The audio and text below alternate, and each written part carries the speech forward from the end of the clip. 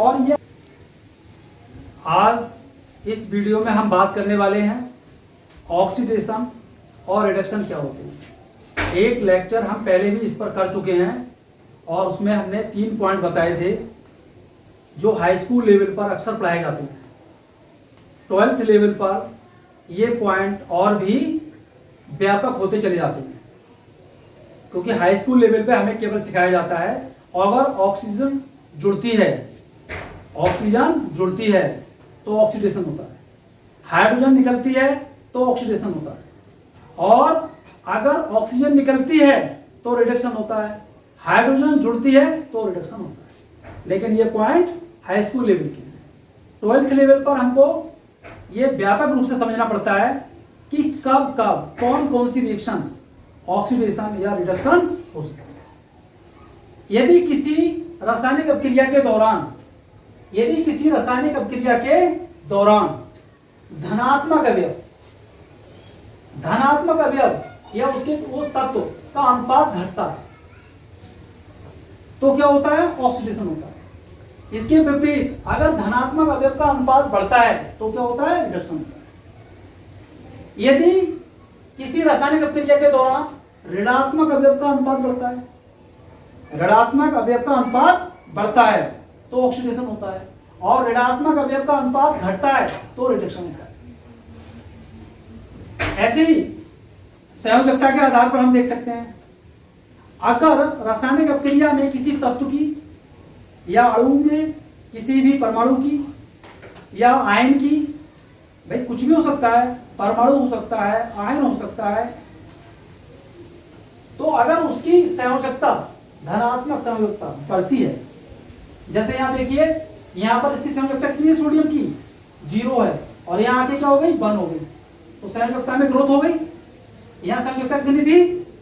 0 थी, और यहां 0 से बढ़ते कितनी हो गई? 1 हो गई, तो धनात्मक संयोजकता बढ़ती है तो क्या होता है? ऑक्सीडेशन। अगर देखिए यहां पर देखिए, अगर धनात्मक संयोजकता घटती है तो क्या होता है? रिडक्शन होता है। देखिए यहाँ Cl है, Cl की संयोजकता यहाँ 0 थी, और यहाँ पर कितनी होगी संयोजकता? -1 हो गई, तो संयोजकता क्या हो गई?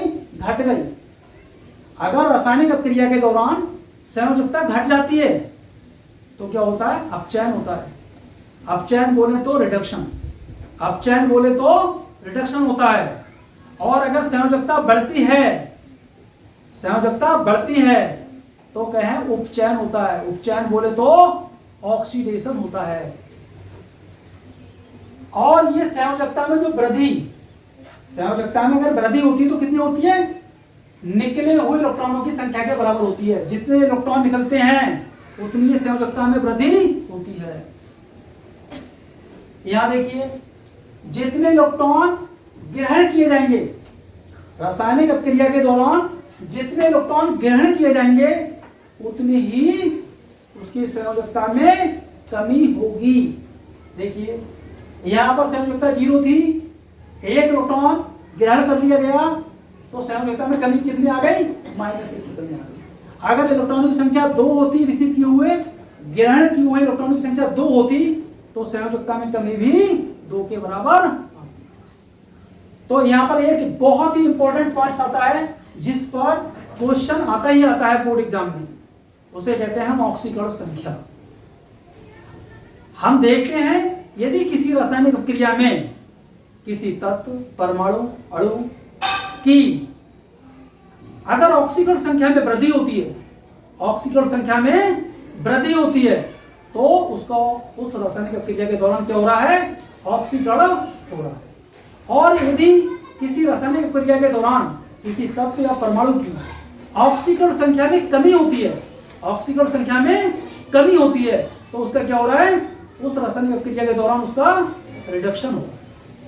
और इससे भी अति महत्वपूर्ण बात जो बहुत ही जरूरी है जानना, ये जो ऑक्सीडेशन होता है, ये हमेशा एनोड पर होता है। ऑक्सीडेशन कहाँ होता है? एनोड पर होता है। यानी ऑक्सीकरण अभिक्रिया हमेशा एनोड पर होती है, जिसे हम ऋणात्मक इलेक्ट्रोड भी कहते हैं। और ये रिडक्शन ये हमेशा कहाँ होता है? ये कैथोड पर होता है। अगर कैथोड बोले तो धनात्मक इलेक्ट्रोड। देखिए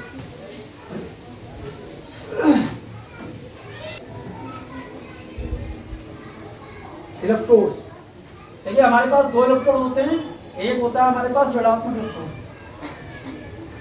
ऋणात्मक इलेक्ट्रोड, ऋणात्मक इलेक्ट्रोड,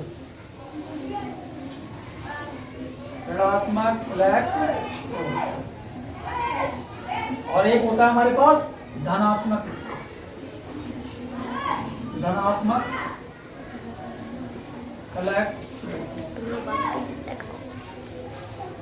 धनात्मक इलेक्ट्रोड को हम क्या कहते हैं? कैथोड कहते हैं। ऋणात्मक इलेक्ट्रोड क्या कहते हैं? हम एनोड कहते हैं। एनोड यानी इसको कहते हैं, इसको क्या कहते हैं? इलेक्ट्रोड जो होते हैं वो दो प्रकार के होते हैं। जब भी विद्युत धारा दी जाती है तो इलेक्ट्रोड दी जाती है, और ये नियम होता है, इनका नियम क्या होता है? ये नियम होता है कि धनात्मक इलेक्ट्रोड जो होगा, पॉजिटिव इलेक्ट्रोड हमेशा, पॉजिटिव इलेक्ट्रोड कहाँ होगा? हमेशा पॉजिटिव इलेक्ट्रोड कहाँ होगा? हमेशा बाईं ओर होगा, हमेशा बाईं ओर, हमेशा बाईं ओर होगा। और नेगेटिव इलेक्ट्रोड कहाँ होगा? नेगेटिव इलेक्ट्रोड हमेशा कहाँ होगा? दाईं ओर होगा, दाईं ओर। जैसे इलेक्ट्रोड बनाए हम तो ऐसे बनाए, ये नेगेटिव, ये कैथोड हो गया, कैथोड, और ये जो हो गया एनोड। इन्हें क्या कहते हैं हम? इलेक्ट्रोड।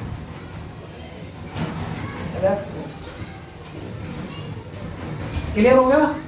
इलेक्ट्रोड की बात क्लियर हो गई। दो इलेक्ट्रोड होते हैं, जो भी हम बैटरी बनाएंगे, सेल बनाएंगे, उसमें दो इलेक्ट्रोड होंगे। एक इलेक्ट्रोड हमारा क्या होगा? ऋणात्मक होगा, एक धनात्मक होगा। धनात्मक इलेक्ट्रोड को हम क्या कहते हैं? कैथोड कहते हैं, और ऋणात्मक इलेक्ट्रोड को हम क्या कहते हैं? एनोड कहते हैं। और इसका ये नियम होता है कि जो हमारा पॉजिटिव इलेक्ट्रोड होगा, पॉजिटिव हमेशा किधर होगा? बाईं ओर। पॉजिटिव यानी इलेक्ट्रोड्स की बात किसकी हो रही है? हमारे इलेक्ट्रोड्स की। इलेक्ट्रोड्स, ये जो इलेक्ट्रोड्स होते हैं, ये पॉजिटिव और नेगेटिव। पॉजिटिव इलेक्ट्रोड हमेशा बाईं ओर होगा, नेगेटिव इलेक्ट्रोड हमेशा दाईं ओर होगा। जब हम सेल लिखेंगे, जैसे हमने यहाँ पर दिखा दी है सेल लिखेंगे, तो ये इलेक्ट्रोड्स हैं। इनके द्वारा अब हमारी जो विद्युत धारा होती है, विद्युत धारा का फ्लो हमेशा कहां से होता है? कहां से होता है? विद्युत धारा हमेशा हमारी कहां से निकलती है? इससे कैथोड से निकलती है, और हमारे कहां आती है? ये एनोड में आती है। अगर इसे हम परिपथ में लगाएं तो विद्युत धारा आई यहां से निकलती है, और यहां से क्या करती है? यहां से क्या निकलती है? यानी आउटवर्ड, यहां से आउट होती है, और यहां से इन होती है, इन और आउट। ये विद्युत धारा जो होती है वो कहां से? कैथोड से निकलती है और एनोड में प्रवेश करती है। जब भी हम सेल लगाएंगे किसी पर्पस में, जैसे मान लो यहाँ पर हम सेल लगाएं, जैसे यहाँ पर सेल लगाएं, ये हमारा क्या है? प्रतिरोध है, और इस प्रतिरोध पे हम सेल लगाते हैं, इस तरीके से सेल बनाते हैं। तो ये पॉजिटिव, ये नेगेटिव। विद्युत धारा कैसे फ्लो होगी? ऐसे, ऐसे फ्लो होगी इस तरीके से। तो ये विद्युत धारा क्या होती है? ये हमेशा कैथोड से निकलती है और एनोड में प्रवेश करती है। इसको हम क्या कहते हैं? बैटरी। ये है बैटरी, और ये क्या है? हमारा रेजिस्टेंस है। तो ऋणात्मक इलेक्ट्रोड और धनात्मक इलेक्ट्रोड। तो मैंने बताया था कि हमारा जो अपचयन होगा, अपचयन बोले तो रिडक्शन कहाँ होता है? कैथोड का। और ऑक्सीडेशन होगा वो कहाँ होगा? हमेशा एनोड का। आज के लिए बस इतना ही। जय।